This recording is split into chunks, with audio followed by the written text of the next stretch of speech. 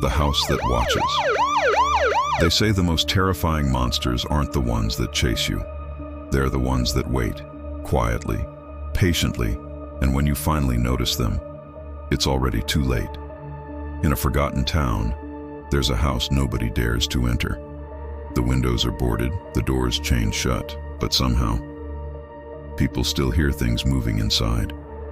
They say the house watches you, that if you stand too close, you'll feel eyes pressing against the back of your neck. Most laugh at the legend, until they see the curtains, gently shifting, as if something inside was peeking back. One October night, 3 friends made a bet. They would break in, film everything, and prove the stories were fake. The camera rolled as they pried the boards from the window. Inside, the air was thick with rot, like something dead had been sitting there for years.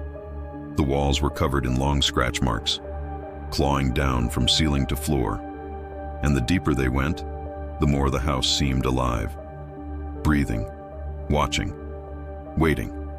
In the hallway, they found a mirror, but the reflection wasn't theirs. Instead of 3 friends, the glass showed 4, a tall, shadowed figure standing directly behind them. They spun around. Nothing. But when they looked back into the mirror, the figure was closer, its face pressed against the glass, smiling. Then the bulb overhead exploded, and the camera cut to black.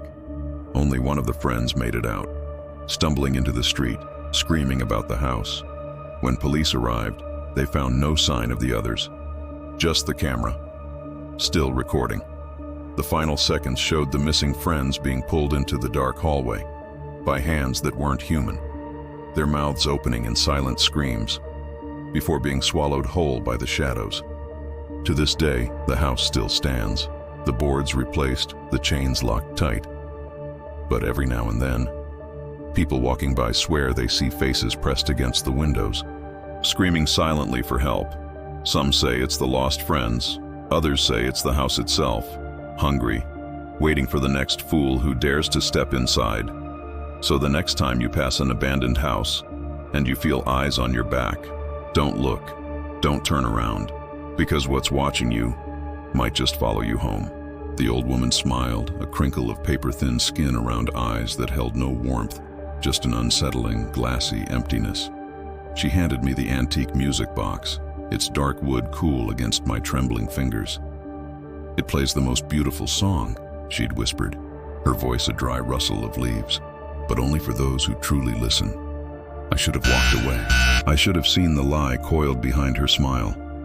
But the box, it was exquisite, and I was a fool. That night, a silence thicker than velvet fell over my apartment. I wound the small key on the side of the box.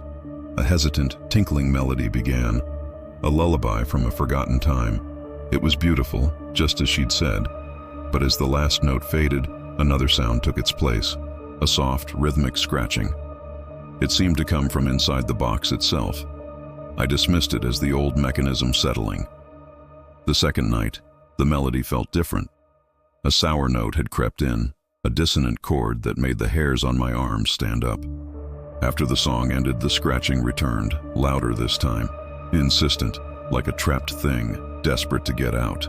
My cat, who usually slept at the foot of my bed, stared at the music box, her back arched, a low growl rumbling in her chest. By the third night, I was terrified to wind the key, but an unseen force compelled me. My hand moved as if guided by another. This time, the melody was a grotesque parody of the original. Each note was a shard of ice down my spine. The scratching started before the music even stopped, frantic and furious. It wasn't just scratching anymore. It was a tapping, a tiny rhythmic tapping against the inner lid. Tap, tap, tap, a desperate, intelligent code. My heart hammered against my ribs. I grabbed the box, my mind screaming to throw it, to smash it, but my hands wouldn't obey. Instead, they moved to the small latch. As my fingers fumbled with the clasp, the scratching stopped. The silence that followed was more terrifying than any sound. I held my breath, the metallic click of the latch echoing like a gunshot in the dead quiet of the room. The lid creaked open. The music didn't play. Instead, A voice, no louder than a sigh, whispered from within the velvet-lined darkness. "Thank you," it breathed, the sound impossibly close, as if spoken directly into my ear. "Now we can listen together." A cold wisp of air smelling of damp earth and decay brushed against my cheek. My blood ran cold as I stared into the empty box, realizing my mistake. I hadn't let something out. I had just let something in. The scratching started again, but this time it wasn't coming from the box. It was coming from inside my walls, and it was getting closer. Thank you for watching this Midnight Movie Recap. If this story sent a shiver down your spine, don't forget to hit that like button and subscribe for more tales from the shadows. Stay safe, and whatever you do, don't open the box.